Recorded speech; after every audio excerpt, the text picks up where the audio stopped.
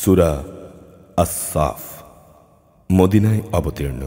আয়াত 14 রুকু 2।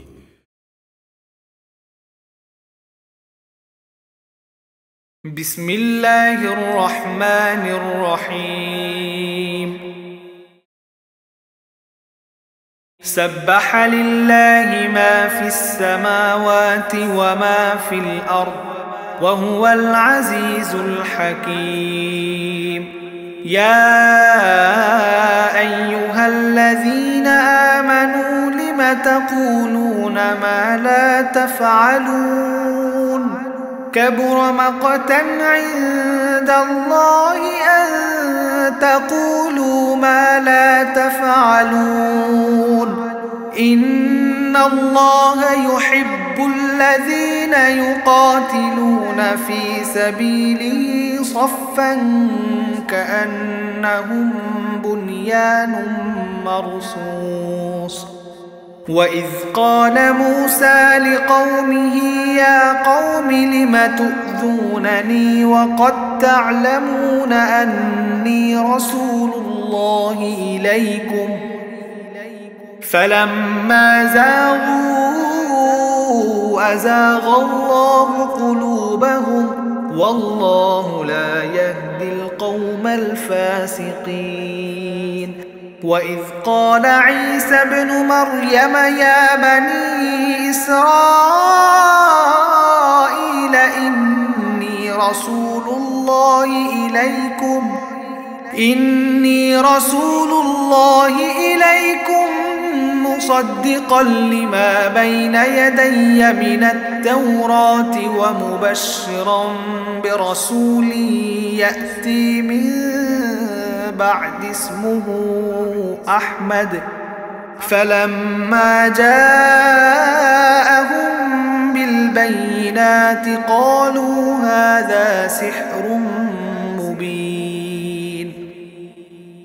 ومن أظلم ممن افترى على الله الكذب وهو يدعى إلى الإسلام والله لا يهدي القوم الظالمين.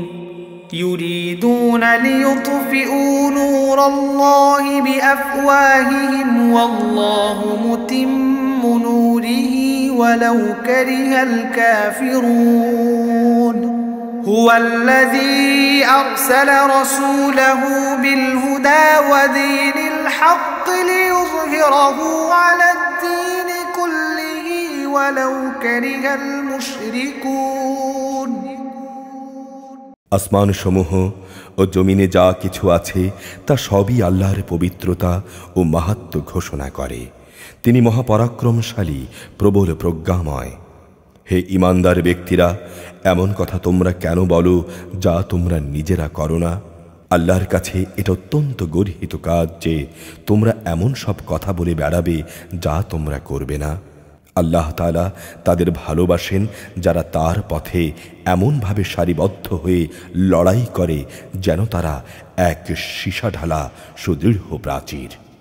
স্মরণ করো যখন মূসা নিজের জাতিকে বলেছিল, হে আমার জাতি, তোমরা কেন আমাকে কষ্ট দিচ্ছ অথচ তোমরা জানো আমি তোমাদের কাছে আল্লাহর পাঠানো একজনের রাসূল। অতঃপর লোকেরা যখন বাঁকা পথে চলতে আরম্ভ করল তখন আল্লাহ তাআলাও তাদের মন বাঁকা করে দিলেন। আল্লাহ তাআলা নাফরমান জাতিকে সঠিক পথের দিশা দেন না। স্মরণ করো যখন মারিয়াম পুত্র ঈসা তাদের বলল, হে বনি ইসরায়েলের লোকেরা, আমি তোমাদের কাছে পাঠানো আল্লাহর রসুল। আমার আগের তাওরাত কিতাবে যা কিছু আছে আমি তার সত্যতা স্বীকার করি এবং তোমাদের জন্যে আমি হচ্ছি একজন সুসংবাদদাতা। এর একটি সুসংবাদ হচ্ছে আমার পরে এক রসুল আসবে, তার নাম আহমদ। অতঃপর আজ যখন সে সত্যি সত্যি তাদের কাছে স্পষ্ট প্রমাণ নিয়ে হাজির হলো তখন তারা বলল, এ হচ্ছে এক সুস্পষ্ট জাদু। তার চাইতে বড় জালেম আর কে আছে যে আল্লাহর উপর মিথ্যা আরোপ করে অথচ তাকে ইসলামের দিকেই দাওয়াত দেয়া হচ্ছে। মূলত আল্লাহ তাআলা সীমা লঙ্ঘনকারী জাতিকে সঠিক পথে পরিচালিত করেন না। এ লোকেরা তাদের মুখের ফুৎকারি আল্লাহর নূরকে নিভিয়ে দিতে চায়, অথচ আল্লাহ তার এ নূর পরিপূর্ণ করে দিতে চান, কাফেররা তাকে যতই অপছন্দ করুক না কেন। তিনি তাঁর রসুলকে একটি সুস্পষ্ট পথনির্দেশ ও সঠিক জীবন বিধান দিয়ে প্রেরণ করেছেন, যেন তিনি একে দুনিয়ার সব কয়টি জীবন ব্যবস্থার উপর বিজয়ী করে দিতে পারেন, মুশরিকরা তাকে যতই অপছন্দ করুক না কেন।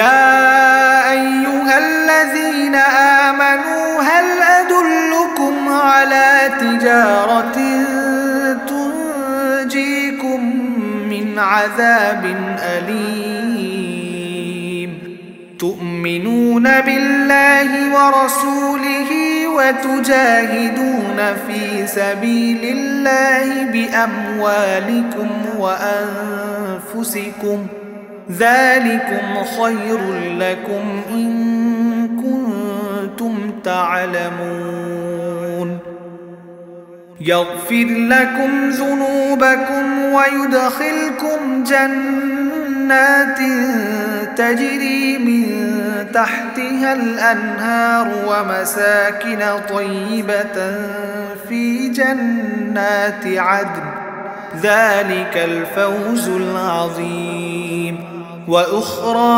تحبونها نصر من الله وفتح قريب وبشر المؤمنين يا أيها الذين آمنوا كونوا أنصار الله كما قال عيسى ابن مريم للحواريين من أنصاري إلى الله قال الحواريون نحن أنصار الله فآمنت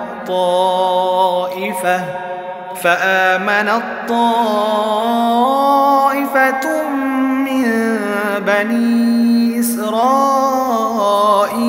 وكفرت طائفة فأيدنا الذين آمنوا على عدوهم فأصبحوا ظاهرين হে ঈমানদার ব্যক্তিরা, আমি কি তোমাদের এমন একটি লাভজনক ব্যবসার সন্ধান দেব যা তোমাদের জাহান্নামের কঠোর আযাব থেকে বাঁচিয়ে দেবে? হ্যাঁ, সে ব্যবসাটি হচ্ছে তোমরা আল্লাহ তাআলা ও তার রসুলের উপর ঈমান আনবে এবং আল্লাহর দ্বীন প্রতিষ্ঠার পথে তোমাদের জান ও মাল দিয়ে জিহাদ করবে। এটাই তোমাদের জন্যে কল্যাণকর যদি তোমরা বুঝতে পারো। আল্লাহ তাআলা এর ফলে তোমাদের গুনাহসমূহ মাফ করে দেবেন এবং শেষ বিচারের দিন তোমাদের তিনি প্রবেশ করাবেন এমন এক সুরম্য জান্নাতে যার তলদেশ দিয়ে ঝর্ণাধারা প্রবাহিত থাকবে। সর্বোপরি তিনি তোমাদের আরও প্রবেশ করাবেন জান্নাতের স্থায়ী নিবাসস্থলের সুন্দর ঘরসমূহে, আর এটাই হচ্ছে সবচাইতে বড় সাফল্য। আরও একটি বড় অনুগ্রহ রয়েছে যা তোমাদের একান্ত কাম্য, তা হচ্ছে আল্লাহর কাছ থেকে সাহায্য ও ময়দানের আসন্ন বিজয়। তোমরা মোমেনদের সুসংবাদ দাও। হে ঈমানদার ব্যক্তিরা, তোমরা আল্লাহর দ্বীনের সাহায্যকারী হয়ে যাও, যেমনি করে মরিয়ম পুত্র ঈসা তাঁর সঙ্গী সাথীদের বলেছিল, কে আছো তোমরা আল্লাহর দ্বীনের পথে আমার সাহায্যকারী হবে?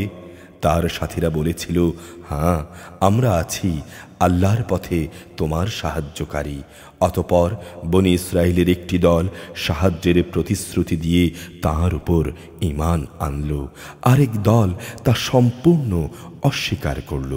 অতঃপর তাদের অস্বীকারী দুশমনদের উপর আমি ঈমানদারদের সাহায্য করলাম, ফলে যারা ঈমানদার তারাই বিজয়ী হল। أعوذ بالله من الشيطان الرجيم بسم الله الرحمن الرحيم